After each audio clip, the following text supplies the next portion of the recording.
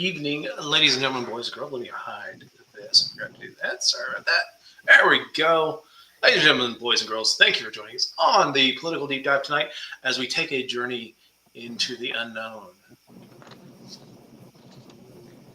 All right. So before we get out into too much of tonight's topics, let's talk about our new official merch store. Political Deep Dive's official merch store. It is called Lou Dog Design, and the proprietor of that store is with us. AJ, how you doing? I'm doing very well. How are you?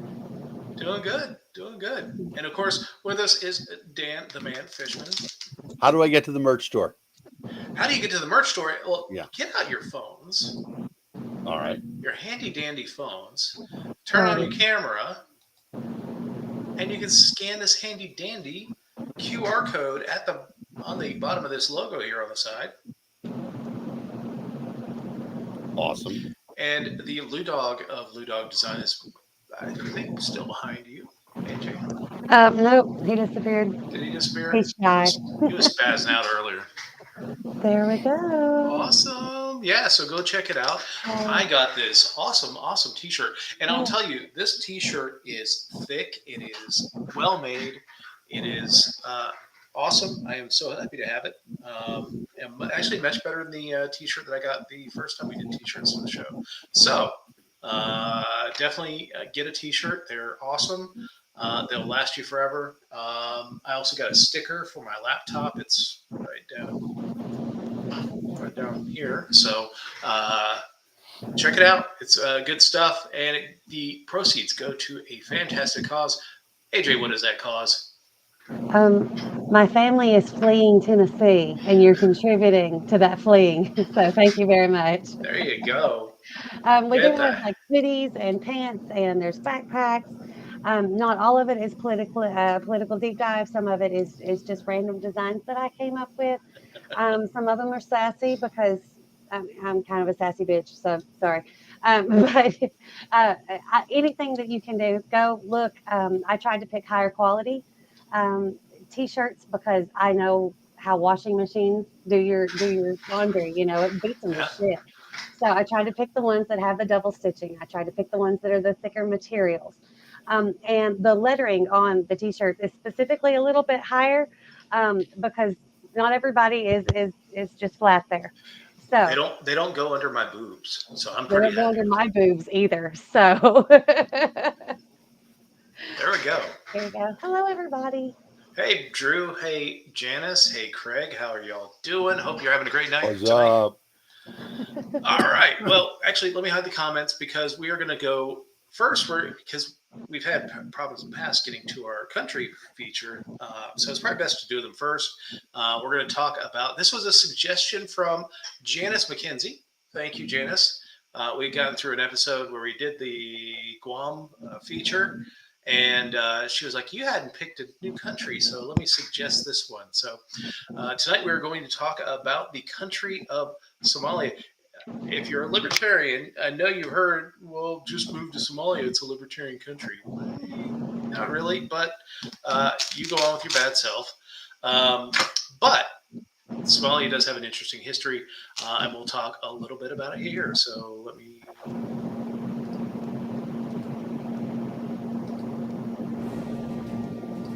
All right, that's the flag of Somalia. Somalia is on the Horn of Africa, very important to world global trade. At the turn of the century, it was a colony, actually 3 different colonies. The northern part was the French Somaliland, then there was British Somaliland and the Italian Somaliland.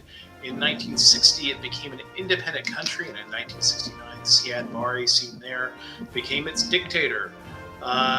His dictatorship lasted until the end of the Cold War, and it descended into a massive civil war. That civil war led to U.S. involvement in December of '92, leading to Black Hawk Down, which is our most enduring image. Currently, there are several different regions within Somaliland, which is an independent country, really. And then there's some other autonomous regions within Somalia. So that is Somalia in a basic nutshell. We'll go into a few more other items about that, but there we go. All right. So Somalia is. I mean, I think most people either know Somalia from one of two things: Black Hawk Down. If you watch the movie Black Hawk Down, I actually haven't seen the movie. I'm not a really big fan of movies where we talk about or where we deal with war, since I deal with veterans who deal with the horrors of war. But Black Hawk Down is one of those things, and the other thing is Somali Pirates. So the whatever that Tom Hanks movie, the rescue of Captain something or other. Captain something. Yeah. Captain Courageous. We do have a member of the Pirate Nation with us tonight. Good to see you, Drew.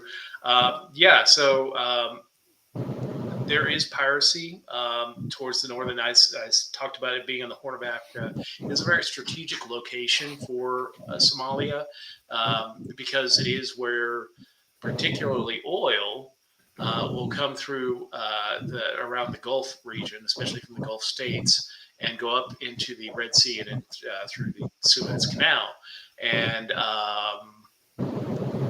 so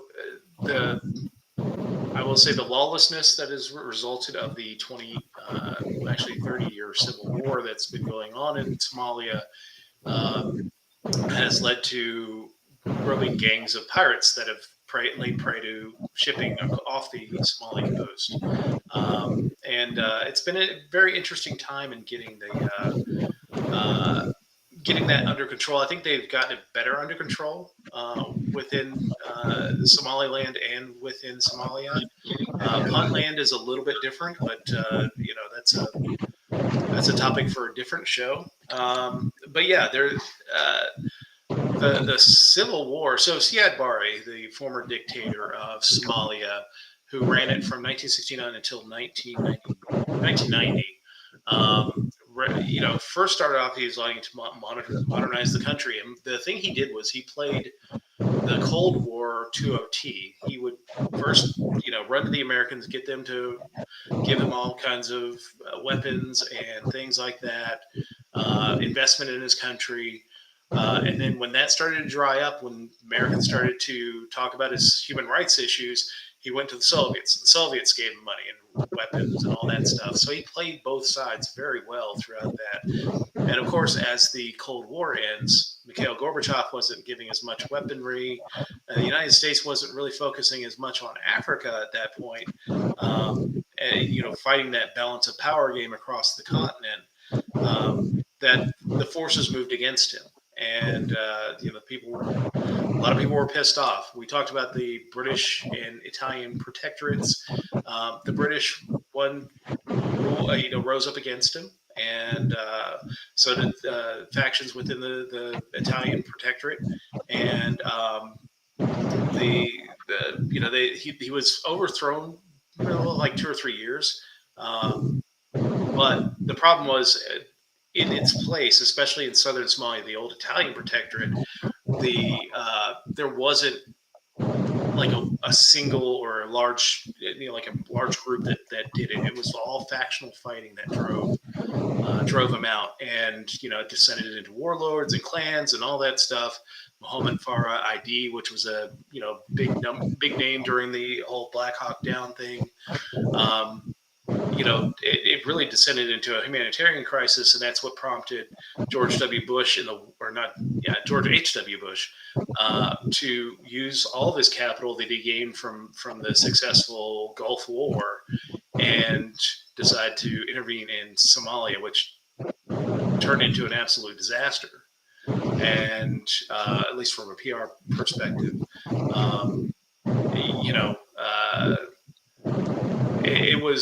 it was an interesting time for him to make that choice to send U.S. personnel in.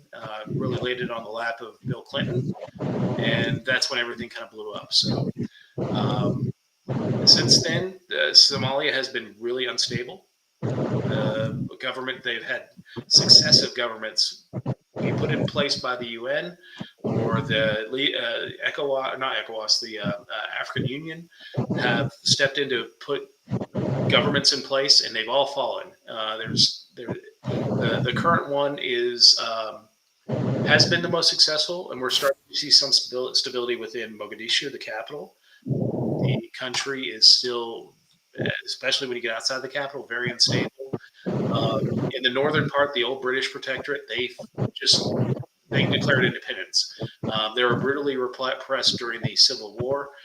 They decided that they didn't want anything to do with the southern part of Somalia. So there is a quasi independent country named the Republic of Somaliland. It is not recognized by any country um, because the United States really doesn't want to partition Somalia, although it probably makes the most sense going forward in the future to let Somaliland be its own thing. Somaliland has actually been very successful in probably one of the more successful democracies within the African continent. They've had two or three different transfers of powers between parties and clan groups within Somaliland. So, I've reviewed Somaliland for years, and I think they're probably one of the most successful outside of Taiwan. I think is probably the most successful breakaway republic that there is out there. But I'd love to see at some point diplomatic recognition for a country like Somaliland, um, especially as the political instability in the South still reigns supreme outside of the capital. Um, but Dan, what you think about the land of Somalia? First of all, the Horn of Africa is such an evocative phrase, but for a good reason. If you look at it on a map and you see where it's located, and I think you've got a map that you can pop up real quick, it is really important in terms of trade. It's an intersection of people going all over the place. And as a result, Somalia's had this culture of people traveling and stopping in Somalia or Somaliland, whatever the name of the place was at the time, and sort of using it as a way station. So there was a lot of foreign influence in Somalia throughout much of its history, much more than interior Africa or even other spots on the coast, because there was so much shipping traveling past it. Now, the thing that most people know about Somalia is the movie Black Hawk Down. We were in, so here we go. And actually, I was going to say, if you can zoom, why don't you pull up a Google map? Because that's a map of Somalia. But if you see where it's located although I do have to give a shout out to one of the few countries whose name starts with D, Djibouti. That's actually old French Somaliland. So the French protectorate became Djibouti. Interesting. Yeah. That's but so like if you look at it on the map of actually Africa itself and you see where it is, you'll see it's right in the exterior of as you start to get into the Gulf of Aden. So if you were coming through the Suez Canal and you were going anywhere east, or if you were going anywhere west and going to go north through the Suez Canal, you would drive past, you would ship up the Gulf of Aden and go past Somalia. And in fact, it would be a pretty convenient spot for you to stop in before you were going somewhere. And that's why, we talked about the pirates and what's involved there. There's value in controlling those really important shipping lanes. Black Hawk Down, it's an interesting example of Americans having, there you go. So right here. Exactly. You can see Somalia on the right-hand side there, literally the Horn of Africa. And, there's sort of an outline. If you look at it on the right, there's a face in Africa. And you can sort of see that down south, there's the mouth, and the nose is right opposite Madagascar, and the eye socket. And for me, the Horn of Africa is always the top of the forehead. The Black Hawk Down was, this example of Americans trying to do the right thing. There was this huge famine going on because the warlords were controlling all of the food that was coming in via the UN. Unfortunately, when the Americans went in there, it really did just make things worse. even though there was a UN force as well. And it wasn't that we weren't capable of doing it, but the cost of trying to fix things through violence would have been an expense of an enormous amount of violence. And so we didn't do that. Uh, I think that, in retrospect, understanding what that cost was, what we were willing to pay, we probably wouldn't make that mistake now, but I don't know. America tends to repeat foreign policy mistakes over and over and over again. Like I say, those who contend, those who fail to learn from history are condemned to make American foreign policy. Exactly. That's a very funny joke around it. So that's the thing. I would say that Somalia is on a list of places that I would like to go to at some point in time. It's astonishing. Like if you want to look at it, if you look at it in Google Maps, you can see that most of the country is arid desert. Yes. And how does that happen? It's a fascinating thing that there would be that much of the country that really is sort of like that. And there's these artificial borders. One of the things that I've always said I would like to do is to sort of travel through these really exotic places. And if you look at Africa in general on a satellite map, and I'm sure I'm going to pop this up if I can share it. Dave will set me up. One of the fascinating things about Africa is that you have this enormous desert area and this really lush area. And right here on the tip, it's a little more desert. And this is what we're talking about with Somalia. And here's Djibouti, or formerly French Somalia, which I didn't know beforehand. And then you can see what's really happening in Somalia is down here on the coast where it's less arid, where there's real stuff happening. Mogadishu. And, if you think about it, Mogadishu could be a tourist paradise, right? Well, it's coming back. I was watching a video. Al Jazeera did a news story about the um, did about the housing boom and the building boom in Mogadishu. They interviewed a guy that had opened a restaurant. He'd come back from Bristol, United Kingdom. Mm-hmm. It came back to Mogadishu to open up a restaurant, and he was decrying the fact that he was paying the same rent in Mogadishu as he was in Bristol. Wow. And that's crazy to me. And I'm sure that these are That is probably pretty much crazy. more secured areas, secured compound type areas, because they still, I mean, you still hear every once in a while issues with terror strikes within Mogadishu and some of the larger cities in Somalia. They still have presence, although it's been minimized. The United States military has been attacking the Al Shabaab militants for quite a while. So that is that has been taken down, but I don't think that um, that the I mean I think that people have an appetite now in Somalia to put everything behind them, I hope and so. maybe pop that out. But yeah, I mean, it could be a very beautiful country. It's got miles and miles of coastline. It has, uh, it has, in the southern region, it does have some, arable land. The, if you get a chance to read about Somaliland and what has happened there, they had an election right after they became independent. Probably, the first interim government served. They had the first president was elected. The first election where he was up for re-election,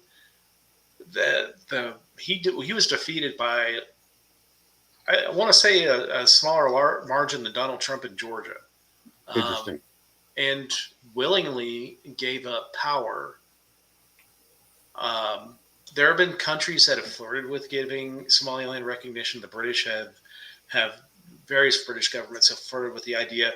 Again, the United States has been and the African Union have been pushing to not do that because it would probably cause a round of other countries splitting off, and I don't know.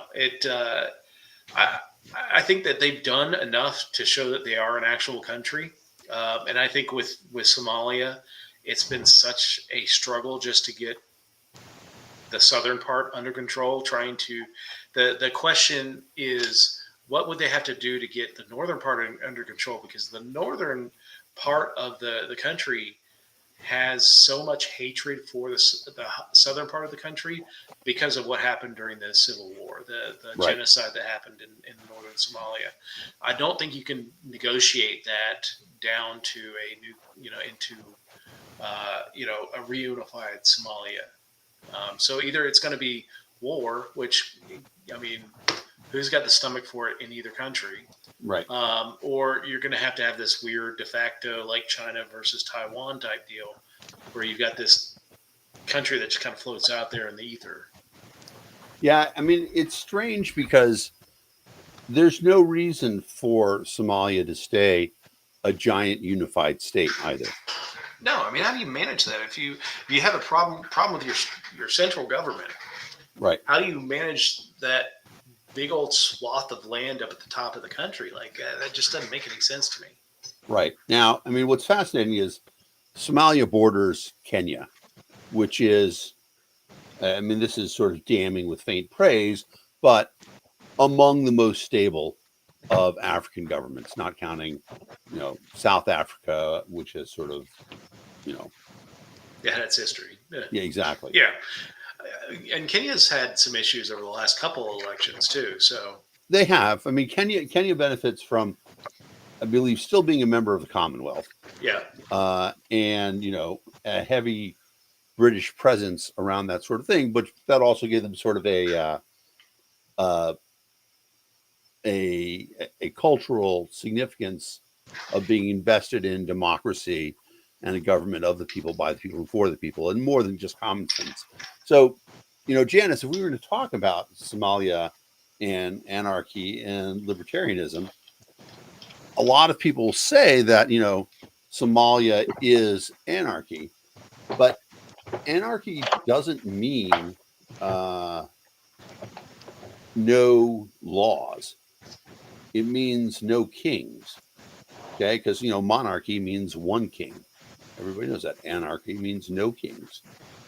The problem in Somalia that they've had for a long time is actually multiple kings. yeah, So many gang lords setting up different environments, and what are gangs fighting for? Not just territory, but also for people. control. And so if they can weaken their enemies by killing the enemy's people, then that's what they've been doing. Yeah, you're right, James. Kings are shitty, anyways. Yeah. That's right. So, yeah, I mean, I wouldn't. I think it is the kind of fundamental misunderstanding of what anarchy is. There is lawlessness. There are, yeah, like you said, there are multiple warlords that are trying to vie for control. There are various factions that are trying to vie for control and trying to, control. Somalia could be very rich. I mean, it's got a lot of good ports. Mogadishu is a good port. There are some ports in the northern part for Somaliland. It should be a country that does well. Now, I think you can say that about a lot of countries in Africa that should be good, but have allowed factionalism, have allowed their colonial history to really kind of wreck any chance of that. And then they get into these bad deals with the United States, with China, with Russia, to try and build up their infrastructure. And either it's gone through grift, or they are now kind of beholden to whether it's China, the United States, or Russia, or any other country that wants to be a great power. Right. Because none of those great power countries are doing things altruistically. No, They're all doing them extractive. because, exactly, they want they want a vassal state. Yeah. They want somebody who is, you know, quite literally dependent on the aid and assistance in return for whatever they can give us. What can Somalia give the United States? What can Africa give us? In many ways, the most precious commodity right now is labor. Yeah. The fact that there are all these dangerous jobs that nobody wants to do in the United States anymore. We're happy to ship a lot of those overseas, such as, one of the big things that's happening right now in Africa is the extraction of gold from cell phones. It is, I believe, and I could be getting this wrong, but I think it's 40 cell phones melts down to 1 gram of gold, which is so much better than if you were mining it. You get so much more of it. And for people who aren't Interesting. aware, there's a finite amount of gold in the earth. It's essentially 66 feet, a 66-foot cube. That's all the gold that there is in the earth. So you think about how much gold is there in your mouth right now. I have 2 gold fillings. I have, all right, 2. How much gold is on your body? Do you have any earrings or rings? Or there you go. If you think about that and you have this sort of I will not be exactly murdered for gold. right, exactly. But it's a fascinating point to think that there is probably well, maybe not as much. There's less gold in your phone than there is in your jewelry, but it's still a lot of gold there. Yeah. And gold is, I think, what is it, $133 an ounce now, or $1,300 an ounce? Yeah, 13. I was like 133. I'm I know. like, So I dropped the zero. I didn't know the cell phone thing though. That's crazy. Yeah, I didn't either. Yeah, no. So that's why. But so the thing about it is that in order to do that, the easiest way to do it is just to dump the entire phone into some really harsh chemicals. And there's actually, if you want to know how to do it, there's some good YouTube videos on how to do it. You can do it legally in the United States. Please don't do it. It's incredibly dangerous. And that's why we ship that work to Oh my Africa, God. because there's no OSHA, there's nothing else. In fact, we tell them how to do it, and then we give them the phones and we say we'll buy the gold from them after they've extracted it. So here they are in this sort of situation where, if they do this incredibly dangerous work, but there's no contract, there's no guarantee, anything like that, but we'll buy gold from them. Yeah. So maybe a really stupid question, and I guess Well, I'm I'm okay with it, stupid, and I'll own so it. Okay, so yes, we can do rings, and yes, we can do fillings, and I mean, obviously, there's a purpose for gold in the cell phone. Is there not another metal Nope. that could serve any of these purposes? I mean, obviously, the jewelry, that's not a requirement, but But the short answer is no. Gold is really unique, and that's why it's so valuable. It has nothing to do with okay. any of the other properties. It's very malleable at a relatively low temperature. It Hmm. goes liquid. It's an incredible conductor of electricity, and it's also immune to acid. So you can drop gold. Now, actually, so I'm a liar. Platinum also has the same principles. You might have heard people are stealing catalytic converters for the Yes, platinum in them. there Uh, has been legislation. yeah, and so it's one of those things, state sport of West Virginia. right? But you can do things with gold that that are the reasons why it's so incredibly valuable. I mean, the real value originally was jewelry, but now I don't know if you've ever had a gold crown, but when those came on the market, people were like, "That's fucking awesome," because the gold doesn't react with any of the acid in your mouth either. So it's not like you have all the stuff that for a long time uh, only the United States was wealthy enough to use gold for fillings, and we did. Other people would put weird metals like lead or other things Mercury. into their mouth. Mercury, exactly. Just incredibly dangerous shit.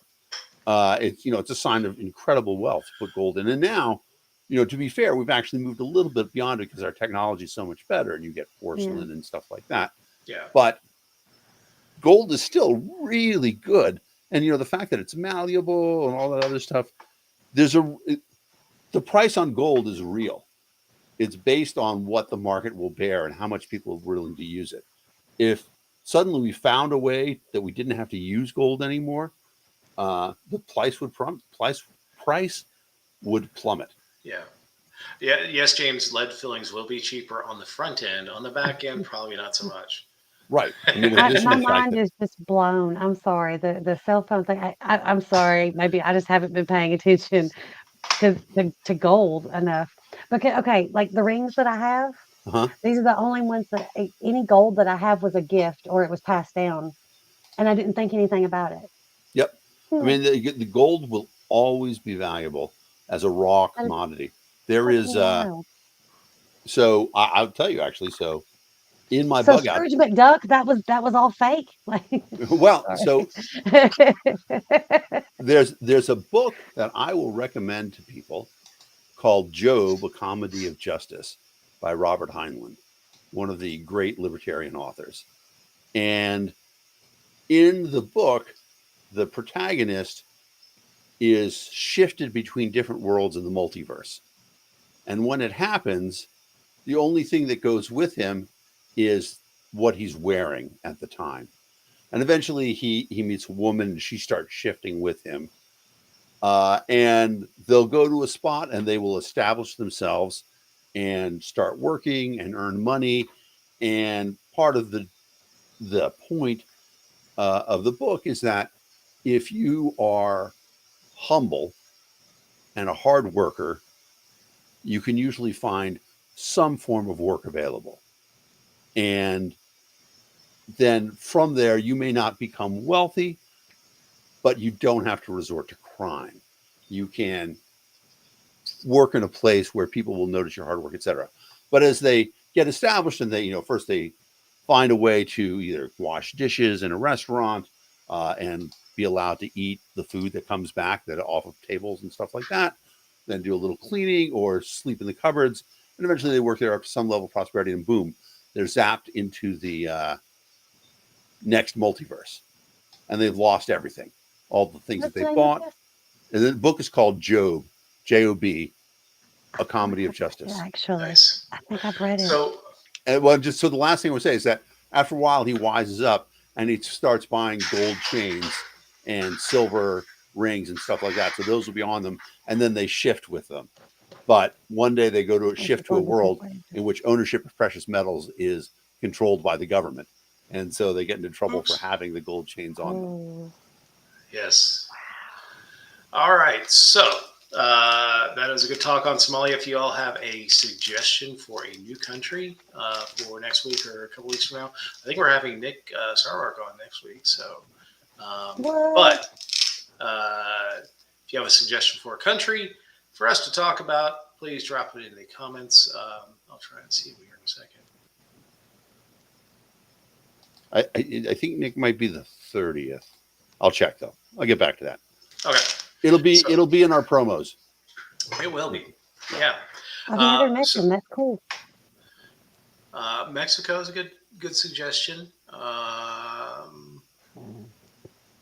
me think about that one. All right. So our big topic tonight. So this week we got a couple different stories, and over the summer we've had stories that have talked about um, aliens. There was congressional testimony at the end of July that talked about how the government not only had alien craft but had alien bodies. And then we had a news conference from NASA on Friday, I believe, where they said we're taking, no, it's Thursday. We're taking these. They're calling them UAPs now instead of UFOs. And I can't remember what Unidentified airborne phenomena. It's not airborne. It is. I didn't write it down. Unidentified autonomous Pinocchio. Pinocchio, something like that. It's unidentified anomalous phenomena, I think is what it's called now. But anyway, so UFOs are basically what NASA wants to tell us is that hey, if you've seen UFOs, if you see something, say something type deal. We're taking it more seriously. We want to take the stigma from reporting UFO sightings from, because people would question somebody's sanity if they saw a UFO. But I mean, I think for a lot of us, somebody sees a UFO, our first inclination is not to say that they're crazy, but that it's probably explained by something else. Um, Weather but balloons, right? yeah, Right. Well, and there's the whole, if you hear hooves, think horses, not Horses, not zebras. zebras. Right. yeah, So I mean, it's the same thing for UAP. Is that there's a couple of interesting points about it, and we get into them. But the number one thing about it is, if we think that it's people who are extraterrestrial, people who came from a planet other than Earth, like this dude. like this dude who showed up in Mexico, No, he's in right? Peru. Actually, he showed up at a Mexican congressional hearing, but he was found in Peru. Right. Uh, and obviously, he doesn't even look like a person. It doesn't look like a living creature as we Yeah. knew it. But so here's the interesting thing about it: the idea that there are aliens makes complete sense. Yes. The idea that they would look anything like us is ridiculous. Why would they have two eyes and two arms and two legs? This is clearly not the ultimate Well, hold on. evolution. I'm gonna share something here with you. Yeah, Draw two pointy ears on this thing, and what is it? a cat. It's a cat. Yes. I mean, honestly, I think this is just a little a paper mache mock-up. Yeah. No. This is But completely bullshit. honestly, I whatever think it a is. lot of people have the idea that it's kind of like back in the day when the Greek gods can be explained by the fact that people were starting to find dinosaur bones. And they saw these Well, massive bones and they were like, whoa, this must be a god. here's the thing. Here's where we make the connection between aliens and systemic racism. And I know you're thinking, how's that going to happen? Your brain, the human brain, is a remarkable device. What it wants to do is it wants to make patterns. It Mhm. wants to recognize patterns. That's why we see faces in everything, right? If I remember, I just talked about earlier, right? I said, look, it's Africa, but it's actually a face. I wasn't planning on talking about that, but that's where I was. I could hold up. I can't show you now because the piece of toast that I'm eating later on has Nutella on it. But if I were to hold it up before I put the Nutella on it, somebody would say, oh, yeah, I see a face right there, because we see faces in things. We look for and recognize patterns, and our brain wants us to believe that. Well, I Now, mean, that's the science behind why conspiracy theories happen. People want to take different pieces of information, merge them together, and come up with some kind of pattern that explains it all.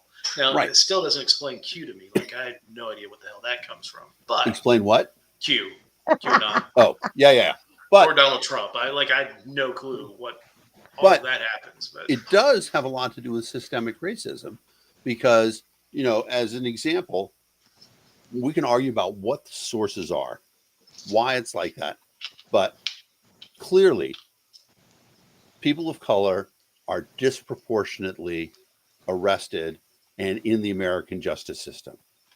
So if you're a police officer, no matter who you are, no matter what your color are, your brain is recognizing this pattern. The people that I am arresting look like this.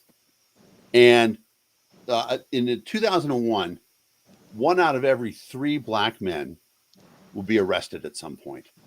And I think it's one out of every 9 Hispanic men and one out of every 33 white men. So if you're a police officer dealing with that system, your brain, without you wanting to do it, is saying to itself, you know what? It's more likely that this black person is involved in crime. And case in point, if you look at New York with their stop and frisk policy, where they were stopping black people and frisking them on the street, statistically, It actually made sense. And you could look at the results and you say, oh, you know what? A lot of these people that they stopped were carrying weapons or had drugs or were involved in some form of law breaking. But it wasn't because of the color of their skin. And even people who don't realize it don't understand the fact that even though the data says that yes, people of color are more likely to be involved, have a higher percentage of being involved in a criminal activity of some sort, it has nothing to do with the fact that their skin is a different color. Exactly. I agree with you, James. Hey, some people pay good money for that service. I'm just saying. I was going to say, let me start. I've got this thing right here. Wow. But with aliens, that's what it is. When we see something happening, we want to have an explanation. And our great grandfathers, great great grandfathers, and grandmothers and ancestors looked at the skies, and they saw patterns. Yeah. They saw animals, and they saw goddesses and scales and scorpions and all sorts of crazy shit. Bears and ladles and Right. all kinds of shit. Now, of course, here's the really interesting thing about it. So Dave is old. AJ is not. Dave, would you say that there were more UFO sightings in your youth or in the era of really good mobile cameras? I have to say, at least it feels like there were more sensationalized when I was younger. I Younger. I When agree with that. you would see it on the weekly, the National Enquirer, and Exactly. yeah. Aliens landed, all this stuff, these crazy things going on.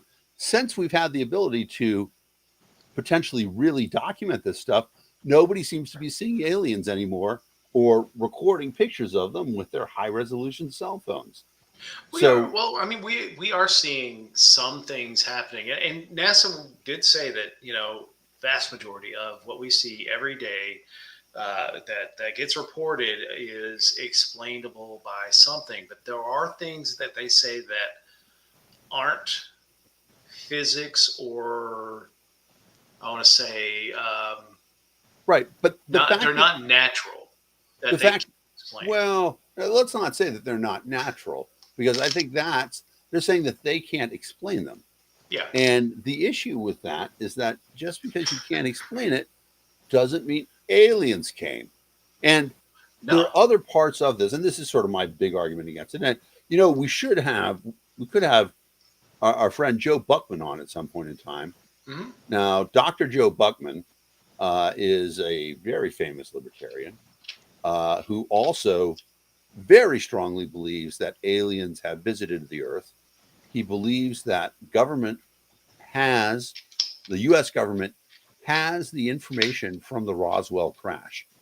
And he believes that in order for this part, I think a lot of people would agree upon, for a ship to be able to travel between the stars quickly, it would have to be incredibly efficient in its energy usage because the distance between the stars is vast, right? Even if you were able to travel at, let's just say, 99% of the speed of light, it would take you 4 years to get to the nearest star. That's a long ass trip. Yeah. So if aliens came here, they would certainly have technology that would probably involve faster than light traffic. They would probably know how to use all sorts of more efficient ways to use energy. And Dr. Buckman will tell you that he believes the government has this, and part of what they're doing is keeping that energy technology secret because it would upset the way the government does things. What would happen suddenly if we had cheap and plentiful energy for everybody? The economy would be really changed. Yeah. If you have, I mean, technically speaking, there are only two problems in physics, right? One is energy and the other is gravity. And if you solve one, you don't have to solve the other. Because if you can manipulate gravity, then you can move everything really easily. You don't require a lot of energy to move things around. On the other hand, if you can't do that, if you have enormous free supplies of energy, then you can build machines that will do and carry anything, and you don't have to worry about it anymore. So you think about, all the work of our lives that essentially involves heavy lifting. Imagine if you didn't have to do that anymore, right? If you Yeah. either had a machine or some other way that, everything you wanted to, you could essentially touch it with one finger and lift it up and move it over there. That changes our lives dramatically. So there are a lot of people who believe that aliens have come here, believe that they have that technology, and the government keeps that technology for itself Is because it it would radically change the hierarchy of our social structures. well? I mean, is it that they're keeping it for themselves to prevent that? You know, uh, it would put the big energy businesses out of business essentially, or Yeah, are they still at a point where they they're looking at it and they have no idea what the hell it is and they don't know how to replicate what is being done? I would say different people have different beliefs about it. And my personal opinion is that that's all bullshit. Well, So, But question, yes, AJ. slightly off from the greediness of us not getting the power. Um, okay, it's Tim Burchett. He's a representative from Tennessee that was doing all the questioning and everything, Yeah. and really digging into this. And because I'm such a big fan of Gen Z, Charlie's first response was, "Wait, he's the really Christian one, right? What is he going to do? Well, What is he going to do? Like what are most religions because they don't mention aliens and whatnot. so So would that not destabilize quite a bit of what? there's a lot of science fiction written about this. Uh, Probably again the masterwork is all right. Quiz. I mentioned my favorite libertarian author earlier. Who was it? Robert Robert Heinlein. Heinlein. Robert Heinlein. Robert Heinlein wrote an amazing book called Stranger in a Strange Land. Yes. And in Stranger in a Strange Land, they deal with Robert Valentine and the religious implications of A Man from Mars. I'll put one other book down for people to read called A Rose for Ecclesiastes. It's a short story written by Roger Zelazny. And humans encounter ancient Martians and they don't know what to make of them and they're not able to really communicate with them, even though they sort of seem to understand the language that they're speaking. What they're saying doesn't make sense. So they end up sending a poet, somebody who's just an incredible communicator, linguist, etc. And he is eventually able to communicate with the aliens. And the story goes on from there. I don't want to ruin it for people because it's one of the, if you're a deep reader into science fiction, A Rose for Ecclesiastes is one of the real masterpieces out there, well known for all the awards that it's won. Um, so it is an interesting question, but I think that most Christians would say that you know God made man in His own image doesn't mean that He didn't make other creatures that look like Mm. other things, and God made heaven and the earth that it covers everything, and everything Who's to is say he sacred. didn't stop there? Right. Every Yeah, act of creation is sacred. Now, I mean, there's also plenty of modern Christians who don't believe in the story of creation. Right. There are plenty of Christians who believe in evolution and the Big Bang and all these other things. So it's an interesting question to say that what happens with a the discovery of an alien race and alien technology, and what does that mean for human religion? I think that for most people, uh, there are exceptions, but I I think. Go I ahead. think I think religion persists. Here's what happens. Just like with on Earth, we've had scientific discoveries that have disproven various aspects of the Bible. The sun, Earth being the center of the universe, and all that stuff. We are going to see people accept the idea that there are I'm sure there are Christians out there that right now are like, yeah, I absolutely believe that there are extraterrestrial intelligent species out there that are on the other side of the universe. You're going to have the Christians that accept that and make room in their ideology for that, and then you're going to have, there are still certain sects that believe in flat Earth, and the Earth is at the center of the universe, and that everything revolves around the Earth, and those people are just going to be pushed to the fringes, and mainstream religion will account for it because they know that if they don't account for it, people are going to use their eyes, and they're going to make that determination, and move away from religion. So they're going to adapt, just as religion has always adapted to the new science. Right. Mm. And the other thing is that, if you think about, talking about it, and I can't speak to, my understanding of Islam is very limited. So I can't say specifically where they are, but, you know, Islam refers to Christianity and Judaism, all of religions of the book. Mm-hmm. And they have a sort of a core idea behind them that they are religions for people, for the people of the earth. They're not necessarily uh, designed for the people who haven't heard them. And, that's why Christians, part of their mission is evangelical, right? Because if you haven't heard, like they say, have you heard the good news? If you haven't heard the good news, you can't be saved. And so they spend a lot of money on getting that thing out there. So if aliens haven't heard the good news, what does that mean? Uh, it They're means going to that get they're not. knocks on their fucking door too. That's so unfair. That's so unfair. It is unfair. Because Um, fascinating people arrive. right. But, And also, obviously, a vast Christianity is such a minor religion for the planet. It's the dominant religion here in the United States, but obviously most people on the world are not Christian.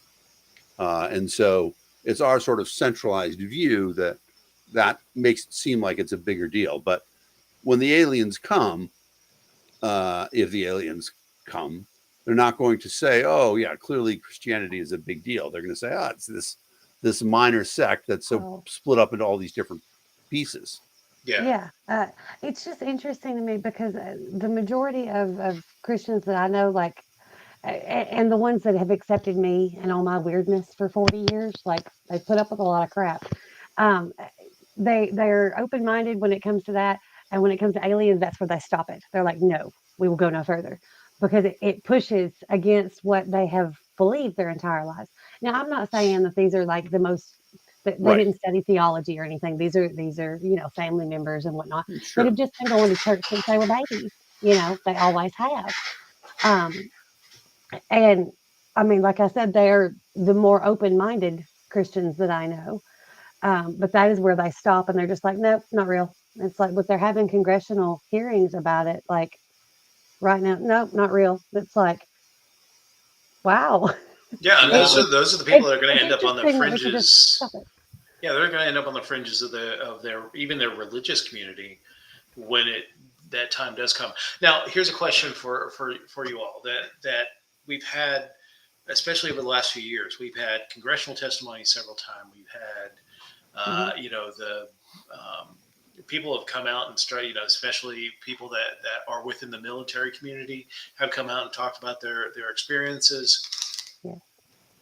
Do you the other possibility, rather than the government trying to keep it secret from us for the the power aspects of it, do you think that the slow roll of this information going out to the people, that they're starting to have congressional testimony, they're starting to do NASA reports, they're doing things, does it feel like they're trying to prep us for some kind of big reveal?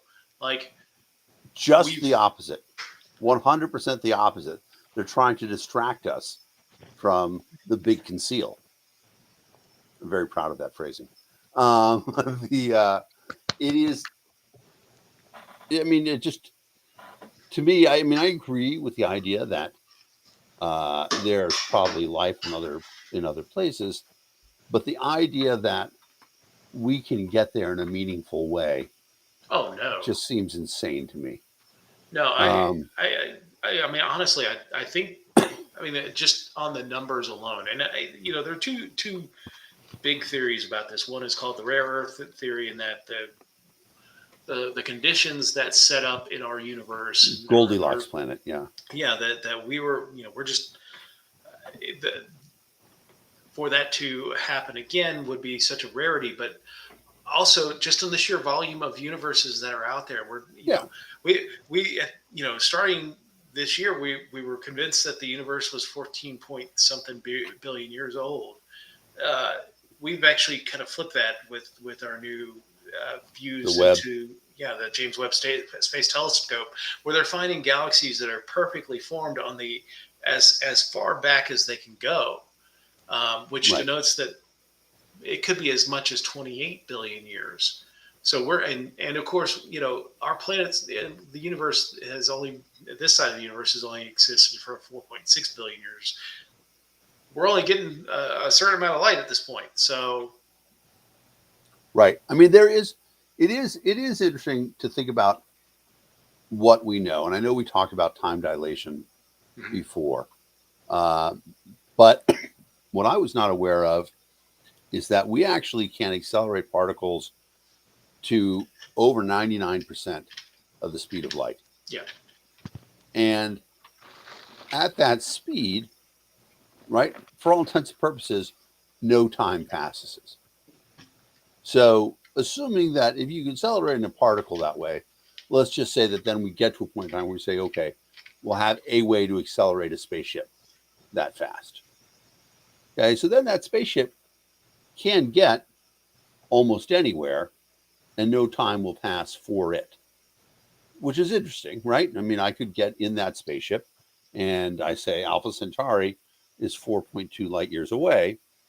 Uh, and I would get there and it would seem like 4.2 years had passed for anybody observing me. But for me, right, it would seem like it took 5 seconds. Yeah, Interstellar sort of touches on this. They actually don't go into time dilation as much as wish they would, because then that's the other element about it is that we know that time is a scale and that things travel a long time. Most of our physics and chemical formulas include time as a component of those things.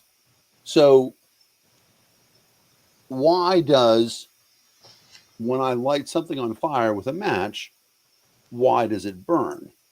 There's a time component in there that as time progresses forward, these other things catch fire, the fire expands, etc. But it only happens as time progresses. If time wasn't progressing, then it wouldn't do that. And it makes sense, at least in a logical way, to say if time moves forward, then it's somewhere on a scale and we could go back and go forward. And one of the really interesting questions is if you could travel faster than light, uh, we'll give you a good example. Um, Light takes 8 minutes to get from the sun to Earth. Yep. Now imagine I am in a spaceship and I leave the sun, but I'm traveling faster than light. So I get to the Earth in 2 minutes. Then I will see the stuff that I saw happen when I left the Earth. So technically speaking, if I had an incredibly powerful telescope, right, and I were to go 1 light year away from the Earth and then look at the Earth, I would see what was happening 1 year ago. And that's what's happening to us when we see the light in the James Webb Telescope. We're looking at the light that came from a nebula 4 billion years ago, Yeah. or whatever it May was. not be there anymore. But so now here's the interesting thing about it, right? If I travel faster than light and then I look at the telescope and I see what happened on Earth way back in the past, isn't that sort of a time machine as well? Because I'm seeing what's happened way in the past. Drew's got it right. Time is a limitation of human biology because our body works in a certain way, Yeah. right? I mean, we're lucky enough to have a nurse on the program. AJ, when you check vitals, what are the things you check? What are the things I check? I check blood pressure, I check pulse, O2, temperature, Right. and pain scale. So, pulse and blood pressure not quite as much, but pulse in particular is a function of time. The human body has an internal pacemaker, timekeeper within it. In Yep. fact, one of the things I like to tell people all the time is a game that I used to play as a child where the teacher would say, okay, everybody close your eyes, and whoever can raise their hand closest to a minute wins. As a kid, I knew my heart rate was about 60 beats per minute. So I would count my pulse, raise my hand after 60 beats. And you're very accurate. But we are creatures that are based on time because our universe is based on time and our bodies are based on time. And so we see that for what it is, right? Your heart beats, respiration, all of those things, are functions of time. And so we are constrained and trapped by time in that respect. And so when we talk about other creatures coming to this universe, I do want to do the other theory about faster than light travel. Now, the one other interesting thing about it is that we know that space time itself is not linear because there is large gravitational fields Yep. warp space time. And so the example that people give all the time is if you imagine that this piece of cloth is part of the universe, somewhere in space time, and I live right here, and Dave lives right here. Well, the only way for me to get there is to travel across this piece of cloth, unless I can somehow warp the universe and make it so these two pieces are right next to each other. And then you get Event Horizon. Exactly. But if you ask me, aliens aren't doing any of that shit. It's just our pattern recognition. No, That I mean, I think I really do think that at some point it's probably more extra dimensional than possibly. That's where I'm going with we're not going to achieve deep space travel the way watching Star Trek Enterprise. I don't think that's going to happen. It's maybe it may not be for us. We may be the ants of some other massive civilization that we can't comprehend because we're the ants of the world, that we're so small that we can't comprehend what's going on. Right. That our brains are just, I mean, we're intelligent creatures. We're getting the science. We're looking up at the stars. We're understanding to an extent what's going on out there, but the idea of that kind of travel, that kind of getting from this side of the universe over to that side of the universe is just not going to happen, especially within our lifetimes, without some kind of massive breakthrough. And again, we may not even be able to comprehend it. Right. Although I like what Janice talks about too in terms of mind travel. Yeah. There's a fascinating concept that the universe exists because we can perceive it. And if we couldn't perceive it, the universe wouldn't exist. Yeah. Now, that's a very narcissistic thing to say. But, and we've talked before about Carlos Castaneda and the idea that the world is what people believe it to be.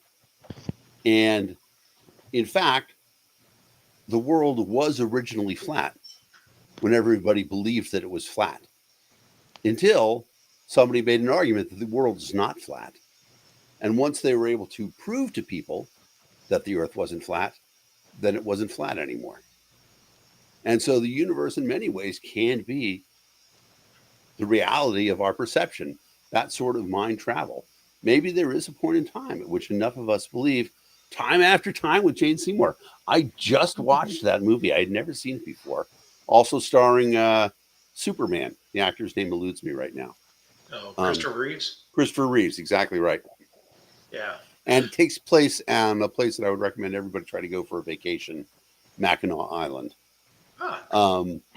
which we can do in our country studies. No, it's not another country. It's in the United No. States. Yeah.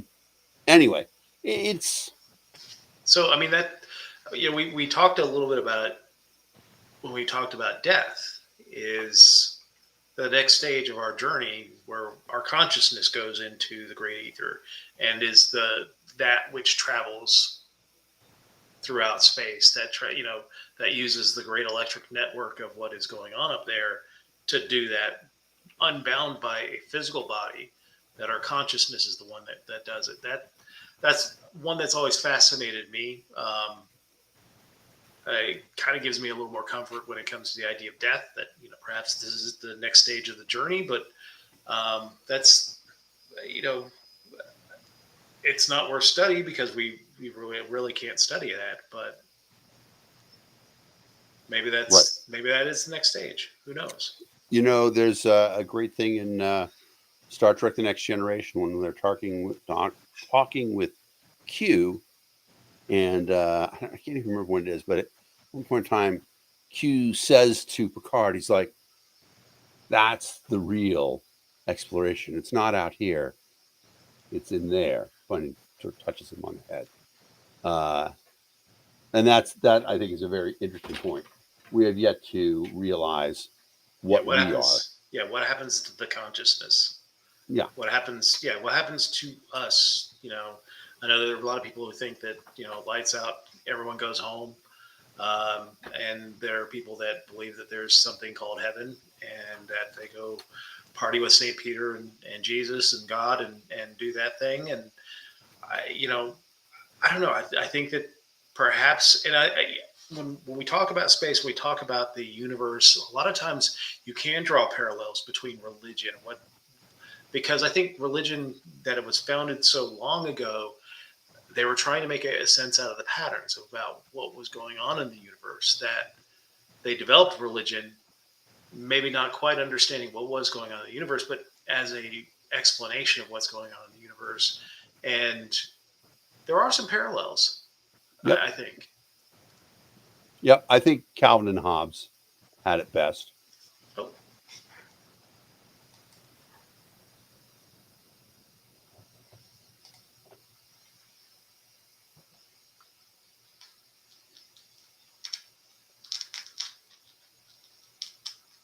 yeah, Exactly. that would be awesome. Everybody's definition of heaven is different. It is, and I think that, it definitely is. Your consciousness will be what you want to make it. Yeah. Yeah. And aliens are the same way. Aliens are what you want to make of them, I think. Exactly.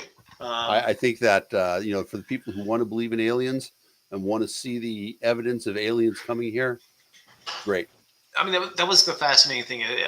One of my favorite space movies all time. Book is far better, but Contact, Yep. wonderful movie. And it's been out so long, I don't care about spoilers. But they get to the end of the big reveal of the alien, and what she understands is that the aliens created something out of her mind to show her something that Right. showed to her father. Couldn't understand. Yeah, so that she could understand that this was an alien intelligence talking to her, but using something that was new, or that was familiar to her, that wouldn't shock the senses, so that they Right. could communicate. And yeah, I think our brains will do that. So, or our Exactly, because consciousness will do that. we'll see the patterns. Yes. I like Stargate with the idea that all the ancient gods are foreign races. If you haven't seen Stargate, oh, you can't anymore. So Amazon is doing a repeat, so they pulled all the old episodes, Lovely. which is too bad because it is the most complete of any sci-fi series. There are more Stargates than there are Star Treks or anything else, and the basic plot is fantastic. They did this great continuation from the movie, which the movie you can still watch, but essentially not to spoil too much, but humans discover that there's a race of evil aliens out there that are enslaving people, and they undertake the war to liberate the galaxy. So I'm Uh, playing a very fascinating game now called Starfield. yeah, I recommend it. It is very good as far as the gameplay. But at least as far as I am in the game, that everyone, it's not that there are aliens out there. It's that humans go out to settle the stars because they figure out how to do faster than right. light travel. That it's just humans out there. So all the planets have some kind of human presence there. Which I kind of am disappointed in. And I'm not all the way through the game, so maybe they do introduce alien civilizations later. Yeah. A wonderful game. The last few releases from Bethesda have been kind of way too buggy, and this one they took a long time to put it out, and has been really, really good. So, all right, Cool. y'all ready for the quiz? Quiz it up, baby. Let's do this. 5 things news quiz. So we see the dude that got arrested, the Yep. escapee. The Brazilian guy. Planet. And then we see Libya. Yep. All right. So After the flood, that's it. Those two, huh? All right. Oh, love time enough for love, Drew. all right. Question number 1. A new vaccine became available this week for which virus? We had this question last week too. Right. Flu, Well, so what's interesting though, but they're is coming that, out new ones all the time though. well, but so right, so there is a combination flu, COVID, RSV. It's interesting though that they are now. I'm going to say it's COVID because Yeah, I think so. previously, right, they were saying that the other ones had been boosters, and they're now referring to this one as a new vaccine. Yeah. So I believe it's COVID-19. James says COVID-19, and it is COVID-19. Yep. I'm going to get all of them sometime this week. All the Pfizer, There's Moderna, a and this one too. well, no. So there's a combination flu, COVID, and RSV. I am going to get Moderna because 3 of my previous 5 were Pfizer. So this will now make us a third Moderna. And Does that then mean the next one's gonna be a Pfizer? probably, I mean, if somebody else were to come out with an mRNA, I have a lot of faith in mRNA technology. It's just, it makes so much sense. It's so much easier to do. I'm not a big fan of Johnson and Johnson. Yeah, I don't. I did not it take any was- of the Johnson and Johnson. Yeah, the Johnson and Johnson were the old world technologies. It's not an mRNA virus, and there were a lot of problems with it. I mean, they stopped it for a while. Yeah. But then the other thing is, I never got my second shingles shot, so I have to get that as well. Yeah, I need to get my. So my last time I went to the doctor, she was like, "Let's set you up for a shingle shot," and I was like, "Okay, yeah, I'm 50 years old now. Let's do this." Yeah. And then we just kind of missed it at the end of the at the end of the appointment, so Yeah. I got to go back and get my shingle shot.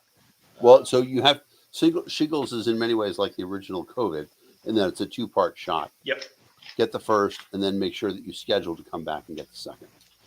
Yeah. And ideally, you do it within 3 months, I think. Yeah, I know it's a rough one. I've had a few friends get the I didn't have any get the problems shot. with it. But shingles is awful. Yeah. Getting shingles is awful. Like Shingles is awful. Yeah, my wife had shingles when we were first dating. She was like, Wow, 29, really? 29 years old. Actually, one of my friends he's younger, like 35 years old, just got shingles. So, it's not just for us old folks. So be on the lookout. As always, ask Yeah. your personal physician or your primary care person, whether Yeah. that be a physician or a nurse practitioner or whoever you get your medical advice from. Ask them about the shingles vaccine. Yes. Is it right for you? Is it right for you? Just like all those drugs on TV. Is it right for you? Right. If I'm nursing or become pregnant, should I take this? Exactly. All right, question Nursing number. or become pregnant, let us know. I was going to say, if you're nursing, you become pregnant, Dave. There are other issues. They're going to be more prevalent Exactly. than I got a reason to use these then. exactly. Question number 2. Which political leader met with North Korea's Kim Jong Un this week? It is. Is it Russian President Vladimir Putin, German Chancellor Olaf Scholz, Chinese President Xi Jinping, or UK Prime Minister Rishi Sunak? It was not Biden. Biden is Yeah. not a choice, James. He is not riding with Biden. He is not. Janice gets it. Janice is right. It's Putin. It's interesting. I think they're going to go into it about how he went there. He took a train. He went in an armored train from North Korea into Vladivostok. Well, he saw what happened to Wagner Oh, the dude, plane. Verjogen. I'm not hopping on a plane going into Russian airspace anytime soon. Right. Right. But it's actually, well, I would argue. I mean, it's easier to hit a train. Yeah, it's much more vulnerable. It's not like the train can turn around or anything like that. But I guess Putin needs him for some reason. It's funny because he's going to give him arms. That's why. Yeah, it would have been such an interesting opportunity to remove him from North Korea and see what would happen. Yeah. That would be interesting if he was taken out some way. What would happen? Yep. Question number 3. The convicted murderer who escaped from a Pennsylvania prison was captured Wednesday. How many days was he able to evade law enforcement? 4, 6, 9, or 13? 13. 13. Yeah. When they give us numbers like this, it's always the extreme. Yeah, it was quite a while. I mean, so Pennsylvania is one of those states where they start school after Labor Day. So a lot of schools were in that area were canceled for the duration of this. So yeah, no, people were legitimately scared. He's a very violent person. Yeah, this dude's not good. Yep, not a good guy. And and here's the other dumb thing about this whole story is that, earlier this year, they had a dude escape from the prison using the same maneuver as crab walk up a wall. These two walls that are kind of close together. Yeah. And they said, well, we put concertina wire up on top of it. Obviously, it didn't work. So you got to address some security situations here. Yeah. Clearly, nobody is testing their security. It's security theater. Yeah. I mean, now people are resourceful. We watch Philadelphia sports when they get into a championship series or the Super Bowl or something like that. The police in Philadelphia will grease the poles, all the light poles and things like that downtown because they're kind of known for scaling the poles and standing up on top of the poles and breaking the poles. Right. They still get up there. I remember seeing people when they made it to the Super Bowl, when they won the NFC Championship. They're on top of the light poles that had been greased, just slathered in grease. So people are resourceful. If somebody wants to escape and is resourceful enough, I think no matter what you do, you can. But the fact is that he used the same thing that the previous guy did. Yeah, it's an interesting thing because you obviously could make prisons that people couldn't break out of, but they would be inhumane. And so then the question becomes, what is the balance between all of those things? What do people forfeit? If you wanted to, you could have a person restrained all the time. Think about the way we treat livestock. Yeah. But we wouldn't do that to a human being. And so then the compromise becomes, what do we do? And, I often think that there's so much money in the prison system that it is incredibly corrupt. I mean, you look at places in Scandinavia where their prisons are pretty lax. It's not about, again, their focus is not about punishment. It's about rehabilitation. And then, yes, there are certain prisoners who are never going to, like this dude, I don't think is going to be rehabilitated. He's just a bad person. Um, but, you know, they're treated the same. They're given the opportunity to rehabilitate. If they don't show any rehabilitation, then they, are kept in prison, as long as they need to. But yeah, I, there are so many systems within the United States that just need a complete overhaul from stem to stern. Education, Right. prison, our government. That's Basically true. how it functions. It needs complete overhaul. So, all right, question number 4. Astronomers announced that they found a planet, very topical today. Found a planet around 120 light years away from Earth that might have all the elements needed to sustain life. What is this planet's name? Oh, did Elon name these planets? Hmm. All right, so it's K2-18b, BA2, XBB 1.1.9.2, or EG5. I am not sure. I'm not either. I think it might be K2-18b, but I was thinking that it's BA2, but I don't know. BA Baracus. Oh, Janice has got it at great answer. Exoplanet. Oh, I predicted it as well. All right. Oh, Dr. Moulton also thinks K2. So Yes. nice job, guys. Way to go. Kudos. Right on. All right. Question number 5. Which North African country was inundated with catastrophic flooding this week? Egypt, Sudan, Libya, or Tunisia? And I said it earlier. Yeah. It was Libya. Absolutely just sad story. 2 dams burst and essentially swept this entire city into the sea. They're still finding bodies in the ocean, washing back up to shore.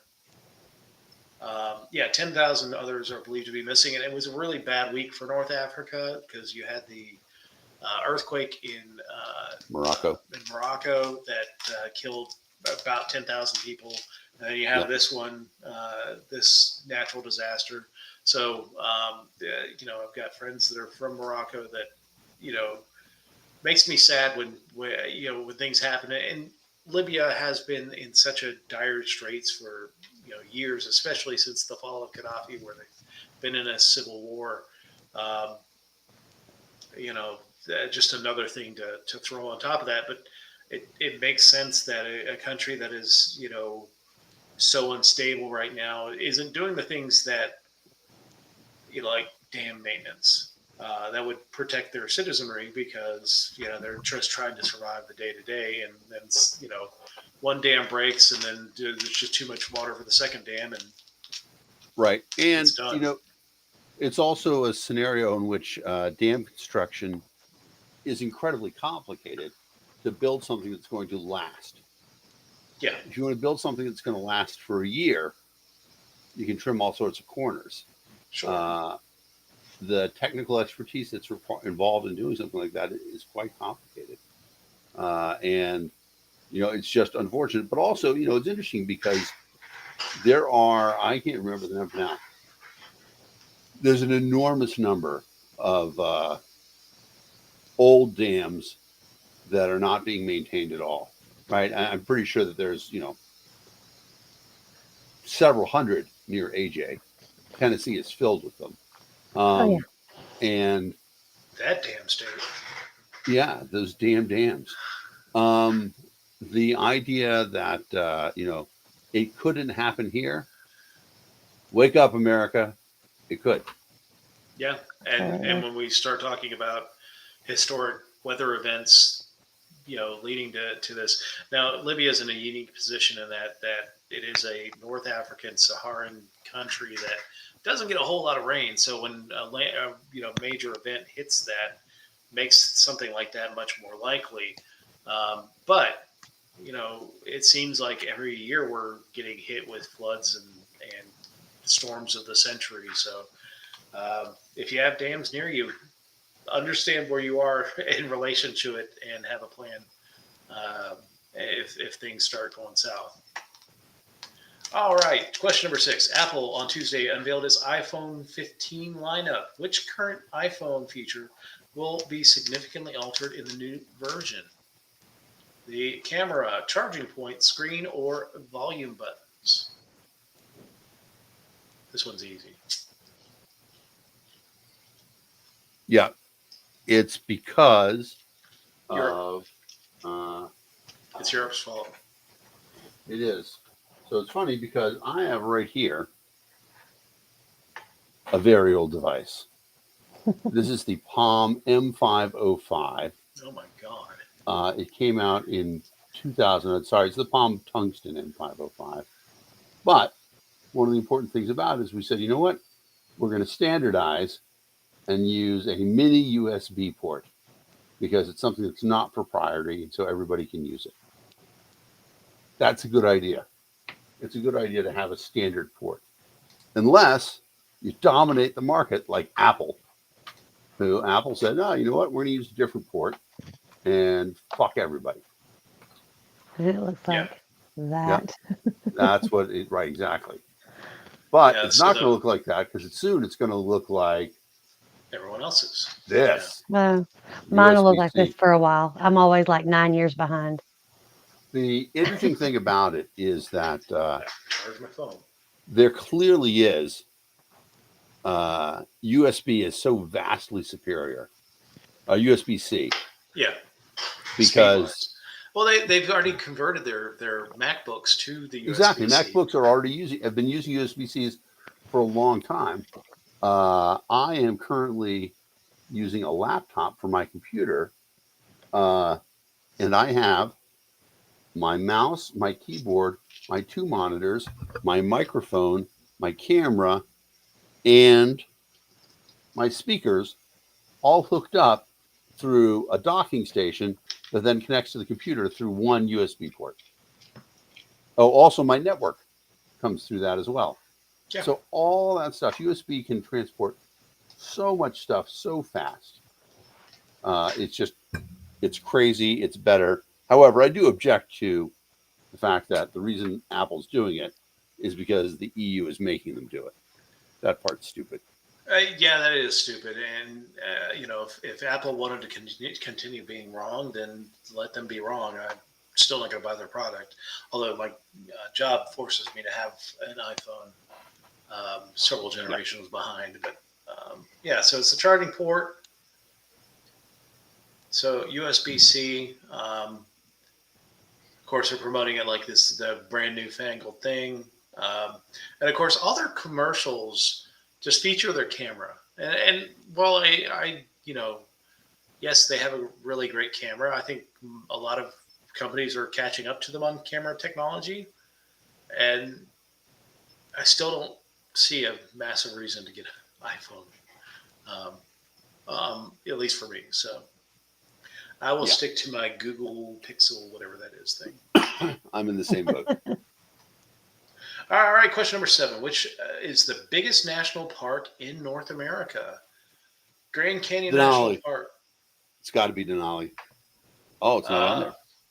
No. Northeast Greenland. Wait a minute. Is that? Oh, in North America, Northeast Greenland National Park, which makes sense. Grand Canyon, Yosemite, or Zion. No, I'm going to say Greenland. I agree. Anybody have objections in the audience? No. Go Greenland. Greenland. Country where I'd quite like to be. I'd actually like to go up to Greenland. Yeah, before it goes away. Well, they've been agitating for at least greater autonomy from Denmark. Mm-hmm. We'll see what happens. It's the ice sheets are going to go away, but Yep. But what's interesting about it is there's going to be a lot of interesting available land there. There will be, at least until the next ice age. Right. All right. Yeah. Northwest Greenland National Park is currently the single largest national park. 375,000 square miles. Holy crap. It's larger than most countries. And of course, if you know Greenland, Greenland is a massive block of ice in the North Atlantic. So, all right, question number 8. Which GOP lawmaker called for a formal impeachment inquiry into Joe Biden? Former Vice President Mike Pence, Colorado Rep. Ken Buck, House Speaker Kevin McCarthy, or South Dakota Rep. Dusty Johnson? I'm sorry, what was the question? Which GOP lawmaker called for a formal impeachment inquiry into President Joe Biden? Oh, Isn't it the Speaker? yeah, I think it's McCarthy. Fucking Kevin. Janice agrees with us. Let's see. Yes. McCarthy has called for a formal impeachment inquiry, and this is all because of the nutsos that are threatening to hold up things like Freedom budget. Yeah, Freedom Caucus. Threatening to hold up the budget, threatening to hold up a lot of different things. I mean, shut down the government. It is interesting though, because it's not just them who's holding it up; it's also the Democrats, right? The Democrats aren't going to do him any favors. Yeah. No, but I'm just saying that if McCarthy wanted to, he could probably find a way to craft a deal that would bring over the 30-odd Democrats that he needs to pass the budget that he wants. Yeah, but as soon as that happens, he's doing the math himself. As soon as, in fact, I think if McCarthy was smart and was able to do it, the problem is as soon as the ink was dry on it, he's out of a job. They're gonna call a no confidence vote on him. We'll sit there for 2 weeks like we did in January, listening to them vote. We'll get a couple more bad lip readings out of it, which is awesome. I'd love that. Yes, I agree. But yeah, no good's going to come from all this. And if you're a president, like if you get elected president, let's say by some miracle we don't get Trump versus Biden in 2024, and it's you versus me, and you get elected president. Yeah. Do you just go ahead and say, hey, Congress, go ahead and open an impeachment inquiry into me? I mean, that really is like a feature of the job now, is that you're going to get an impeachment inquiry. It's very sad that that's what it's come to. I would say the right thing to do is to do it beforehand. Say, you know what? If you want to run for office, accept the fact that you're going to have every skeleton in your body, in your background, exposed before you get elected. Let's do some vetting. Do some vetting and have some quality control. I mean, for God's sakes, like, stop giving us Trump versus Biden like that. There are 330 million people in this country, and you're telling me that Trump versus Biden is the best that we can do? Best we can do. Best two? I like Dr. Moulton's quote here, that it would be nice if they shut down the government, because I think people think that it's going to be the end of the world.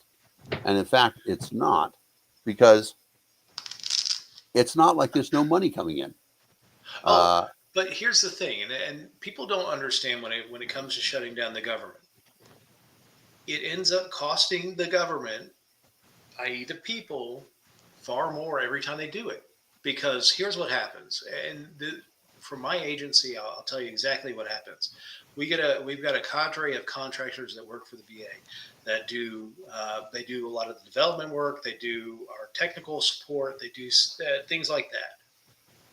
When you shut down the government, what happens to the contractor? The contracts stop, and they have to turn in their equipment. They have to turn in their badges. They have to turn in all this other stuff. So when you finally get everything back in order, even if it's just a day, it's so costly just doing it that way. But then they have to go through the entire process of getting their badges, all their accesses, their equipment back together. So you end up losing months on contracts because it's, and it varies by agency. Some agencies are really with it, and some agencies are just not. And we end up losing months on contracts where the contractors are just sitting around there twiddling their thumbs because they don't have the equipment. They don't have the access into the internal systems of the federal government to be able to do their work, and we're we're all lost. Now, also, like, if you get furloughed, Dave, and we Mhm. should be clear that you are a federal employee, Yep, I'm a Fed. you actually get back pay. You can. It's not guaranteed. Interesting. It has to be written into the bill that restarts the government. Okay. Um, and there are people that will be deemed essential employees in the federal government, meaning Right. they have to come in. Right. And they will send police after you if you do not come into work, which essentially is at that point slavery because you're not getting paid. Right. And for a lot of us who are, I work out in the hinterlands, and then I Yep. come into the office once a week. That's about to change.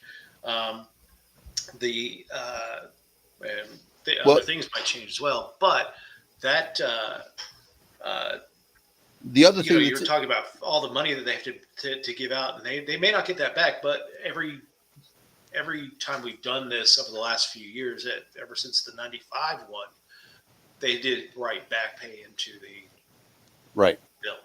Right. And so that part's crazy. But then the other thing about it is that the government is not actually out of money. No, Anybody who gets a paycheck knows that every paycheck that you have, you look at it and your taxes are taken out. yep, So that doesn't stop when the government is shut down. So there's still plenty of money coming in. So the government could be paying a lot of people along the they way. could, They but just they're choose not. not to.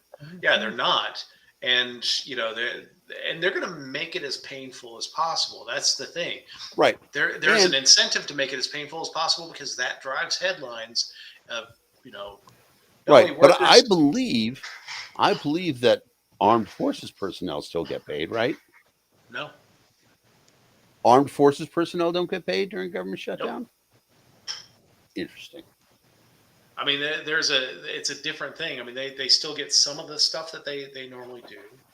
You're over in Europe on working for the government, and if you're on base, you can still eat and stuff like that. It's but the salary portion, I don't believe, goes to the military. You don't get and again, it's making it as painful as possible so that the headlines drive the action. So the and watching the last couple shutdowns where people have gone to, like, for no reason you're shutting down like the monuments in DC. Like, yeah, you can't go into the Washington Monument, but you should be able to go around and look at it from the base. Like, there's nothing there. Like the World War II memorial, where they're putting up those barriers to keep people from going to World War II memorial. There's no reason. There just let people go and enjoy that stuff. And people were, civil disobedience, pulling those gates down. Right. And I'm fine with that. But yeah, I mean, No, it's a it has varied in the past. The most recent government shutdown, 2018, 2019, DOD people did get paid.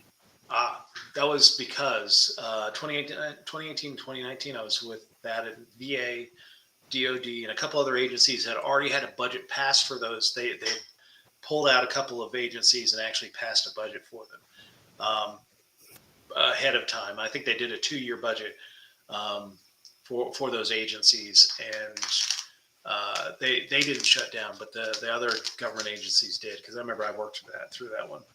Yeah, I have actually have a chart here.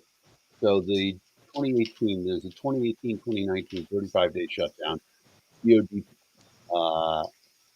members received, and uniformed service members, not in DOD, so Coast Guard, NOAA, that are all were paid.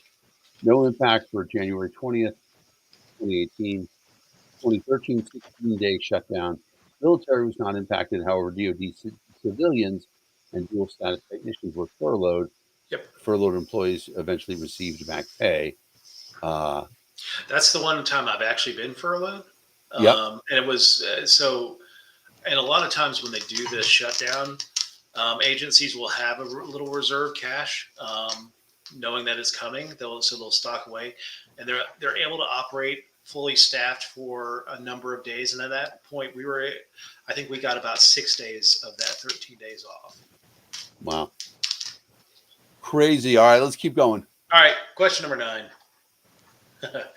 Quarterback Aaron Rodgers. AJ has to answer this question. Yeah. Suffered a season-ending injury this week, devastating many football fans. Which NFL team is he currently a part of? The Green Bay Packers, the Buffalo Bills, the Philadelphia Eagles, or the New York Jets? What do you think, AJ? Jets. All right. That's what she guessed. I think she looked at the context clues. She saw the green. I don't know any of the It was colors. the Jets.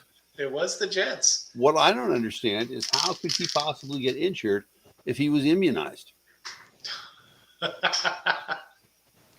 For people who don't know, Aaron Rodgers essentially deceived the NFL. Yeah. Well, and people who asked him whether or not he'd been vaccinated by saying that he'd been immunized. And in fact, he was never vaccinated. No, he was never vaccinated. I can't remember. Did he do the hydrochloroquine or whatever that was? That I don't know. I think he said that he would if he got sick. But, I mean, I don't have a problem with a person not taking the vaccine. No. You know, Aaron Rodgers is a person who's unbelievably healthy. His body is his livelihood. If that's the decision that he makes, he thinks is the best choice for him, fine. But don't deceive people about it. I did see a cartoon this week where they had Aaron Rodgers in a hospital room and said, "Well, Aaron, since you don't believe in doctors, we're bringing in Joe Rogan to do your surgery." Right. But yeah, season-ending Achilles injury. I was watching that game. That was just crazy. Like he went down and he got up. And usually, like Achilles injuries, you're just down. You're not getting up. He got up, walked like a step, and he was like, no, and he just sat down. And then watching the replays, you see his leg kind of buckle. Right. And I mean, it did completely rupture. Yeah. It was just a tear. I had the same injury, I have to say. Not fun. About 15, 16 years ago. Definitely not fun. It's after the surgery, which my surgeon told me, he's like, it's actually the easiest surgery. It's the first surgery that all medical students do on a cadaver. Somebody will sever the Achilles tendon, and then they have the students go in and sew it back together. And he said to me, it's so simple, Dan, that if you weren't such a baby, you could do it yourself.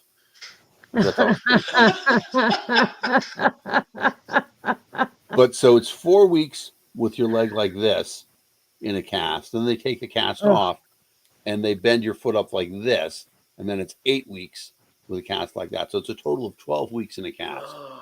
And then the rehab afterwards. So technically speaking, he could theoretically play by the end of the year if his team were to go to the playoffs. But, I mean, Cowboys today, so right. It's but they beat the Bills. They're not terrible. And the Bills beat themselves. That was just. We can't say that. We get censored on the show when we talk about topics like that. Beating yourself. Unless you have somebody doing it for you, like exactly. Yeah, but I mean, it's an 18-week long season. Yeah. So, he's well within the realm of possibility of. I mean, he could. I doubt that he'll. I doubt it too. He'll have the leg strength to get it, but he's going to come back next season. People are saying this is going to be it. No, he'll be back next season. Yeah, I think so. He's got a nice check waiting for him if he does. All right, question number 10. Which 90s pop group reunited on stage for the first time in over a decade at the MTV Video Music Awards? I didn't realize that MTV was still a thing, but NSYNC, Backstreet Boys, 98 Degrees, or New Kids on the Block. I know it's not New Kids on the Block because they're still touring. Reunited recently. No, my wife has been to concerts recently, over the last few years. They're still touring with Boys and Men. So I don't think it's back. Oh, AJ knows. AJ knows. Is it? I do know. It's NSYNC. All right. Now, which one was the one that Justin was in? Justin Timberlake. NSYNC. insane. That's the one that hasn't been back together in all that time. Hmm. He's been Wow, doing a solo thing. what a jerk! All right, is that the one with Joey Fatone? Joey Fat One. Yeah, the fat one. Exactly. That's where I'm Uh, going with that. is that him on the end right I there? think it is. I think that is the fat one on the end. I didn't actually like. I like Justin Timberlake. Yeah. Honestly, I can't No, help it. I like Timberlake too. Um, I wasn't into the You know boy he's from bands in Tennessee. the '90s. I was. I do know. I'm a little proud of that one. But I didn't pay attention to the boy bands very much. I was more like Nirvana and Pearl Jam and Alice in Chains and stuff. So it's been interesting. All right. Well, we got 10 out of 10. Uh, Another great news week. Good stuff. Before we go, I did want to touch on this story. I did allude to it a moment ago. The firebrand congresswoman from the state of Colorado, Lauren Boebert, uh, apparently is a patron of the arts. Uh, was Yes, in a theater and was kicked out. Um, for singing too boisterously. she said for Yeah. singing too boisterously, it was a stage version of the of Beetlejuice. So they made a Musical. musical off of that, and Kid friendly. I didn't even know that they had one. Like, and she was saying that she was singing too loudly. I didn't even like. My wife is into the musicals and stuff. And I've heard quite a like Hamilton. I know all the songs to it. Rent. I know all the songs to it. I never heard anything about Beetlejuice having a musical. Um, but she was claiming that she was singing too boisterously. Patrons in the audience said that she was being loud and abusive and vaping during the show. Later, a camera revealed. First, camera showed her being escorted out of the facility, screaming, taking selfies and all kinds of stuff. Um, Later videos revealed her and her boyfriend, Paramore, who I don't know if it was a boyfriend or not, or just a Tinder date. Um, we're getting a little frisky. We're getting a little frisky in the theater. There's actually video of her getting felt up. It appears that she Wow. was feeling him up. Have you not seen this? No. Oh my god, Oh yeah. my gosh. And I mean, and this theater has the best freaking camera, dude. You can see it so well. Like so whoever does their security like mad props. some people were saying that it was a setup, and that this guy was Hmm. there to set her up for this stuff. And to an extent, like, why would there be a camera on specifically them in the audience? I mean, like somebody recognized them, I guess maybe, but just their seats, or maybe it is just a splice of the video where they zoomed in on their seats. I don't know, but that was the only fishy thing about it. But still, you're in a theater. You're Oh watching my a. God. I just watched. I actually didn't even see the feeling up stuff like Sweet. that. I saw them taking a fucking selfie of themselves during the As goddamn they're being production when escorted. the lights are dark. Uh-huh. Yeah, yeah. That's unbelievable. She definitely deserved getting kicked out. Um, but yeah, that was a. And of course, it's always these idiots that are, don't take your kids to drag story hour because Jesus and all that. And I can't take my kids to go see Beetlejuice because you're getting finger banged in the seat next to me. Like, what the hell? That's far more scarring than taking your kid to see a children's book being read by someone wearing makeup. Like that, just It's it's insane. always these assholes that do this shit and stop it. Like, but they know that that's the meat and potatoes of their constituency is to have this hate porn against these marginalized communities, and then they don't even believe that shit. They don't believe that shit. Not even slightly. It's an us versus them mentality, and it's worked so well It's for all so money. It's long. all for If money. you have an object of hate, you have an object of this is bad and this is terrible and we must stand up against it, and y'all just like it's always going to work because people are stupid. And I know that sounds terrible, but honestly, the only way that we're going to get any of these people like Lauren Boebert out of office and hopefully like off the front pages of everything all the time for awful, awful bad behavior is to put somebody else in the office. Like, and I know that sounds, I don't know. I She was want to be she was in a hopeful. I Absolutely. close really race. want to. She was in a Huh? close race in 2022. She It'll He's be was. running interesting to against her see. again. His name is Adam Frisch. Yeah, And it good. said, what was it? 546 votes. Yeah, Like, that's crazy. 1787, so that's like what, 250, 40, Constitution Day. yeah. 45. No, don't make me do math. Jesus Christ.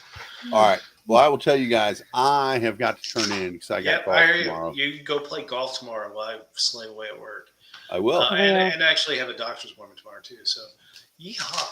Fun Hope all days for goes me. well. Yep. All right, everybody, thank you for joining us this week on the Political Deep Dive. I appreciate it.